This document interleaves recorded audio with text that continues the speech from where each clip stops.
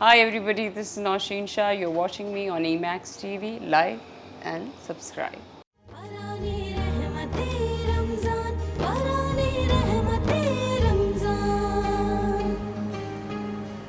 बारान रहमत में आप सभी को खुश आमदीद। ब्रेक पर जाने से पहले नौशीन शाह से मैंने एक सवाल किया था कि आपने अपने सीनियर्स से क्या सीखा और उन्होंने आपको कैसे गाइड किया। मैं अपने काम से काम रखती थी और लेकिन इतनी छोटी एज में जब आप आई, आई थिंक उनकी भी एज छोटी थी। आई डोंट नो, तो दोस्ती हो गई या क्या, बातचीत भी नहीं कभी हुई आपकी? नहीं, बातचीत तो हुई होगी, आई एम श्योर हुई होगी, याद भी नहीं आपको? कितनी पुरानी बात है, 2002 की? या ऑलमोस्ट 17 साल हो गए। 16-17 साल हो गए। तो नहीं, मुझे I think I was to excited, तो मुझे नहीं पता था कौन क्या कर रहा है और कौन क्या नहीं कर रहा। अच्छा, पहले आपने उन दोनों में से किसका ऑटोग्राफ लिया? किसी का भी नहीं। दोनों इतनी बड़ी स्टार्स, सीनियर्स, ये तो बहुत बुरी बात है नौशीन कि आपने अपने सीनियर्स में से किसी से ऑटोग्राफ नहीं लिया। अब ले लूँगी। अब देखना पड़ेगा कि कब आप इकट्ठे काम। हाँ। अच्छा, नहीं, इकट्ठे तो पता नहीं, बस मैं वैसे ही बोल दूँगी मैम। अच्छा, आप ये बताएं कि आपसे सबसे पहले ऑटोग्राफ किसने लिया? वो फैन मोमेंट याद है आपको?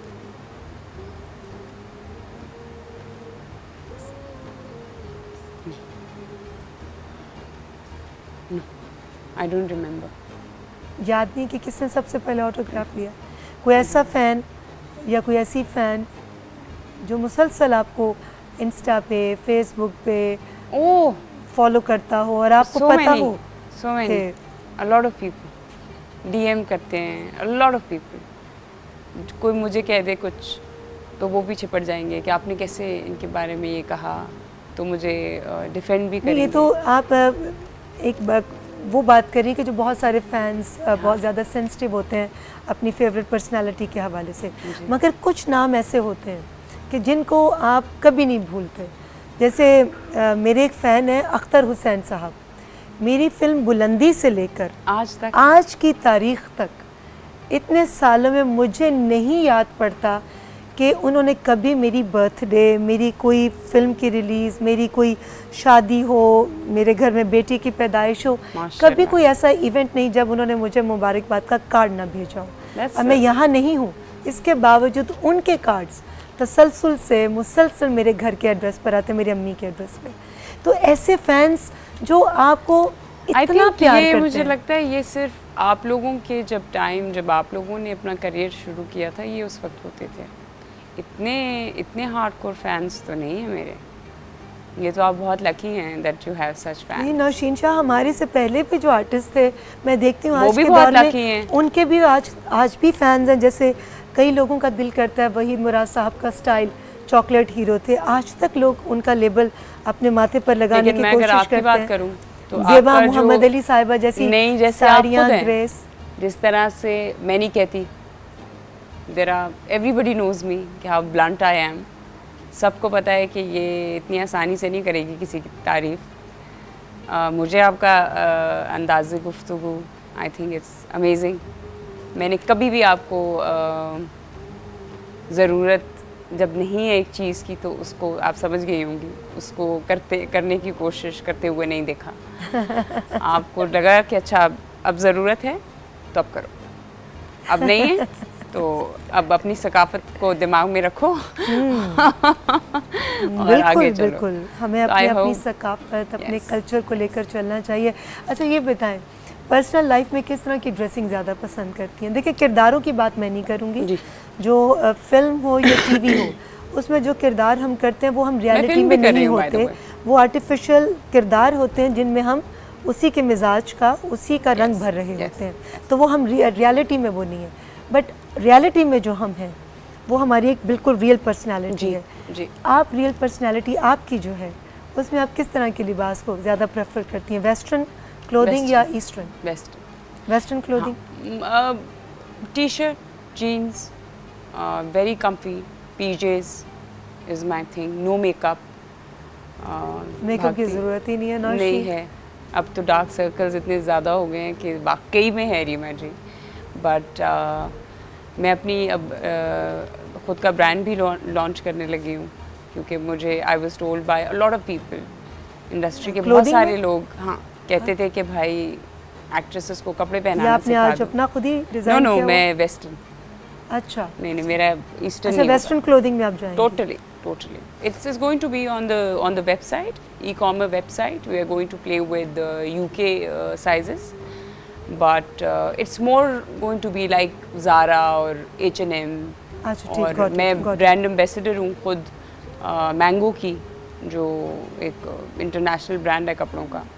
तो मेरा सेंस ऑफ स्टाइल उस तरह से है, लेकिन कोशिश करूँगी कि जो काम करने वाली ख़वातीन हैं उनके लिए भी चीज़ें बनाऊँ, क्योंकि वो कंफर्टेबल हों और हर तरह के स्टाइलिश भी लगे और डिसेंट भी लगे। बिल्कुल ठीक है। अच्छा नौशीन, ये बताओ, जो आपकी पर्सनालिटी को देखकर मुझे अंदाज़ा हुआ और जो आपके इंटरव्यूज़ देखकर भी, कि आप लगता नहीं कि आप किसी का दिल तोड़ें या किसी को तकलीफ़ पहुंचाएं। किसी ने आपका दिल तोड़ा? मेरा तो दिल मुझे लगता है बना ही टूटने के लिए।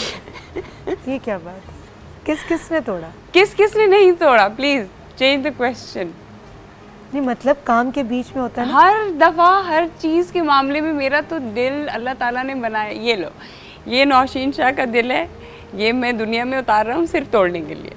और फिर ये आएगी मेरे पास रोते हुए, फिर मैं इसको थोड़ा सा मरम पट्टी करूँगा, फिर कोई तोड़ देगा, फिर आएगी अल्लाह मियाँ ये क्या हुआ, और ये कंटिन्यूसली होता रहेगा।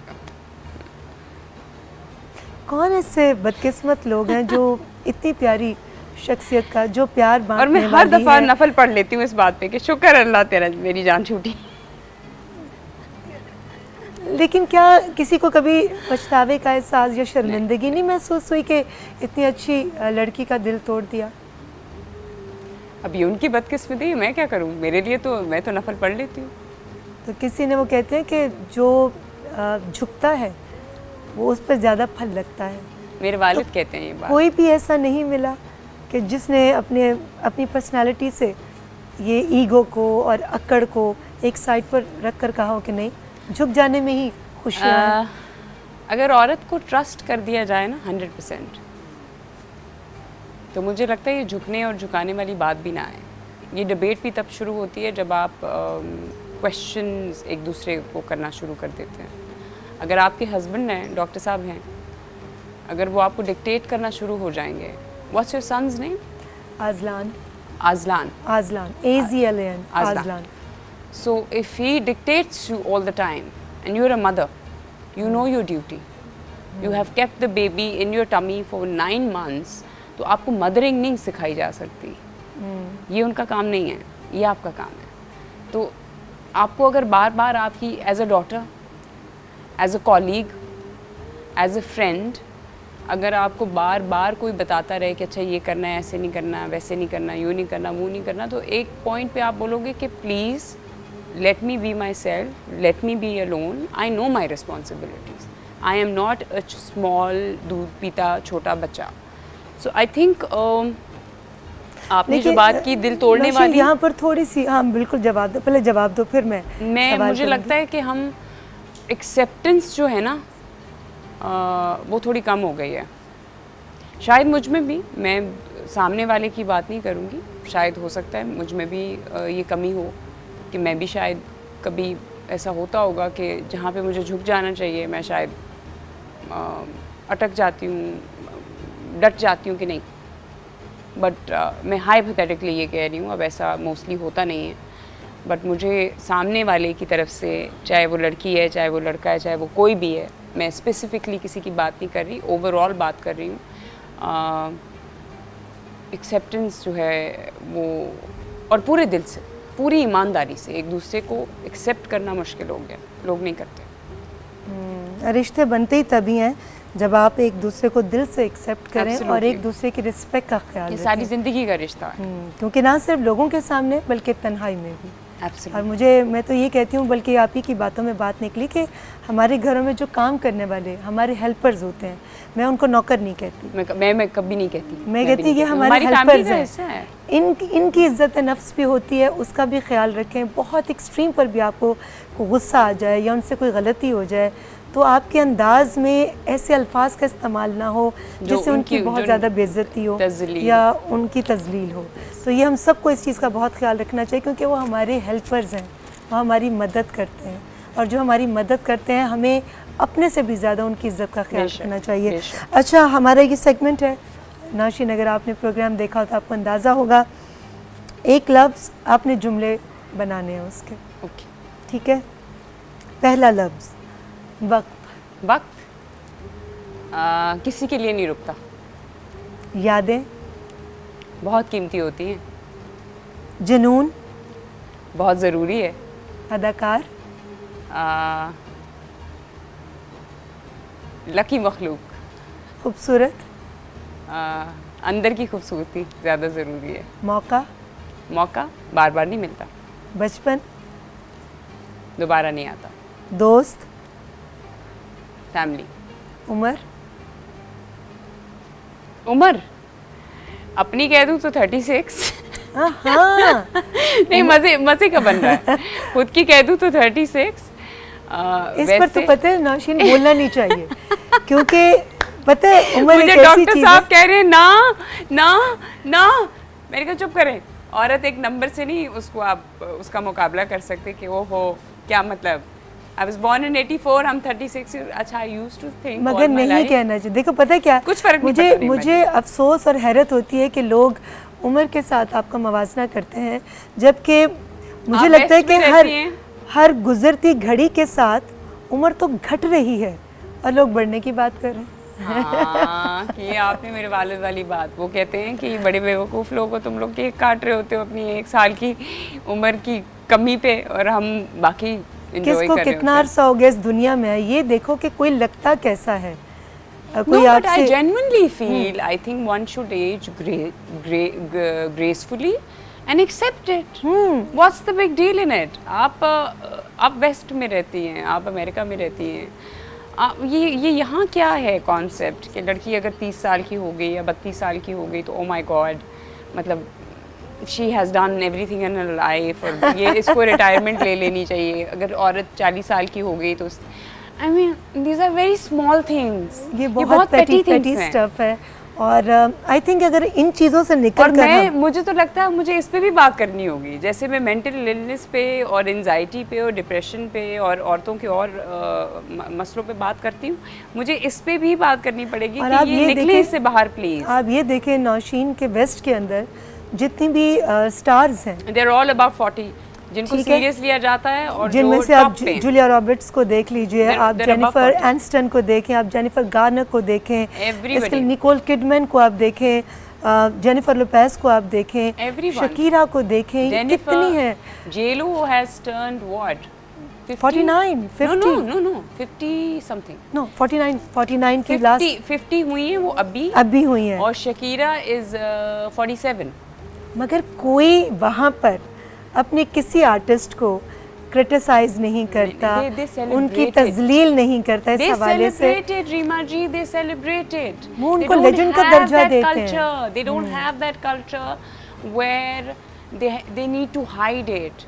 ये हमारे दिमागों में इंजेक्ट कर दिया गया है, छुपा लो। और नाशिन, मज़ा पता कब आता है कि जब आपके कुछ अरसे बाद ही जो आर्टिस्ट आए हों, अच्छा मेरे साथ वाले, और वो मुसलसल 20-25 से ऊपर ना जाए, हाँ। तो आपको हंसी, और जब वो आपको जी कर और ऐसे ट्रीट कर रहे हैं जैसे हाँ। आप उनसे बहुत बड़े हैं, तो एक चले, मुझे तो खैर मैं अपने आप को उसमें शामिल नहीं करती, क्योंकि मैं तो अपनी एज ग्रुप की जब मैं खुद 20 साल की थी तभी मैं सबको बेटा बच्चे कहकर बात करती थी, और ये मेरी फितरत में शामिल है। मैं अभी भी मुझे बचपन से बड़ा बनने का मुझे बहुत सारे लोग हैं जो सेट पे आपा कहते हैं, सीरियसली आपा कहते हैं, और मुझे इतना अच्छा लगता है।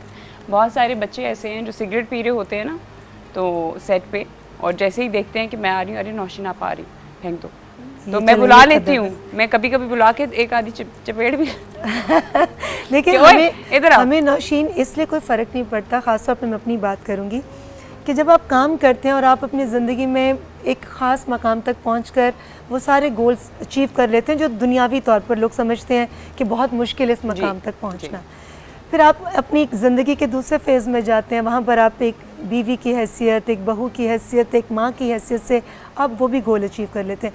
आपको एज का कोई कॉम्प्लेक्स नहीं रहता। मगर मैं देखती हूँ कि कई ऑनेस्टली कई ऐसी ख़वातीन हैं जो मेरी अम्मी की एज की होंगी, और अगर मैं उनको कह दूँ आंटी जान, तो कहेंगी देखो भाई नाम लेकर बात करो, आंटी बाजी। मैं आपको एक बात बोलूं, ये मेरे साथ भी हुआ है। लेकिन चलिए ये जिसको जिस तरह जो अच्छा लगे, ये मेरे साथ हुआ है, और इससे कोई मैं फर्क ये नहीं कह पड़ता। सकती हूँ कि वो मेरी दोस्त की वालिदा हैं। और फिर भी उनको अच्छा नहीं लगता कि उनको कोई फर्क नहीं पड़ता। आंटी कहें। बात ये है कि ये फ़ानी दुनिया है, इस फ़ानी दुनिया में सबसे इम्पॉर्टेंट चीज़ है कि जितनी उम्र भी आप गुजारें उसमें कोशिश करें लोगों की ज़्यादा से ज़्यादा दुआएं ले सकें, उनकी मोहब्बत समेट सकें। और जिन्होंने क्रिटिसाइज़ करना है, आप नेकियां भी करेंगे, आप जितनी अच्छाइयाँ करेंगे उन्होंने आपकी अच्छाई में से भी बुराई निकाल दी। एक्सट्रीमली एग्जॉस्टिंग ना, कोई फ़र्क नहीं पड़ता। Extremely exhausting. I think one should, अब तो मैंने ये सोच लिया है कि जो आपका दिल माने, जो आपका ज़मीर माने, आप वो करें, और पीस ऑफ माइंड भूल जाएं। लोगों को आप नहीं सबको प्लीज़ कर सकते, आपने लोगों को जवाब नहीं देना, आपने अल्लाह को देना है, आप नहीं प्लीज़ कर सकते। आप उम्रा करके आ जाएं, हज करके आ जाएं, तब भी आप पे बात होगी।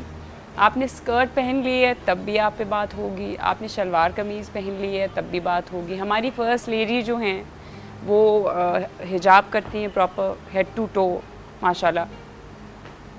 कैसे लोग हैं हम, कौन लोग हैं, हमने उनको भी नहीं बख्शा। तो फिर क्या चाहते हैं आप? मतलब प्लीज़ आप ही एक दफ़ा बता दीजिए कि आपकी ख्वाहिश क्या है। लोग क्या चाहते हैं? देखिए मैं तो हमेशा कहती हूँ हम लोगों को तब्दील नहीं कर सकते, ये हमारे लिए मुमकिन नहीं है कि हम हर एक को वैसा बना लें जैसा हम समझते हैं कि सही होना चाहिए। क्योंकि हम लोग खुद परफेक्ट नहीं है। तो मैं क्या करती हूँ कि बजाय इसके कि मैं दूसरों के साथ फाइट करूं या आर्ग्यू करूं या उनको कायल करने की कोशिश करूं, मैं सोचती हूँ कि मेरे पास इतना वक्त ही नहीं, क्योंकि ज़िंदगी इतनी छोटी, और इस छोटी सी ज़िंदगी में हमें बिल्कुल नहीं मालूम कि हमारे पास कितनी ज़िंदगी के लम्हे हमने इस दुनिया में गुजारने हैं। तो उन लम्हों में मुझे सबसे पहले तो अपनी इस्लाह करनी है, मुझे तो ख़ुद को बेहतर करना है। मेरे में ख़ुद में इतनी खामियाँ हैं कि मैं कैसे दूसरों की खामियाँ ढूंढूं। मेरे कई गेस्ट आते हैं, मुझे कहा जाता है कि इनसे ये पूछना है या इनके बारे में ये बात करनी है। मैं कहती हूँ भाई पहले मैं उसकी अच्छाइयाँ तो डिस्कस कर लूँ, जब वो ख़त्म हो गई तो फिर मैं किसी एक आध खामी की तरफ जाऊँगी जो कि मुझे लगता है कि वो भी नहीं जाना चाहिए। ये आपका खुद का बड़ापन है और ये आपके अंदर की खूबसूरती नहीं, बड़ापन नहीं है नाशीन। ऑनेस्टली आई स्वेयर अपॉन अल्लाह, इस ट्रांसमिशन में, इस प्लेटफॉर्म पर बैठकर कोई वो बात नहीं कि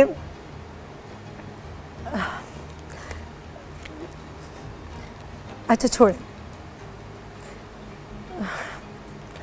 छोटा सा ब्रेक से वापस आएंगे तो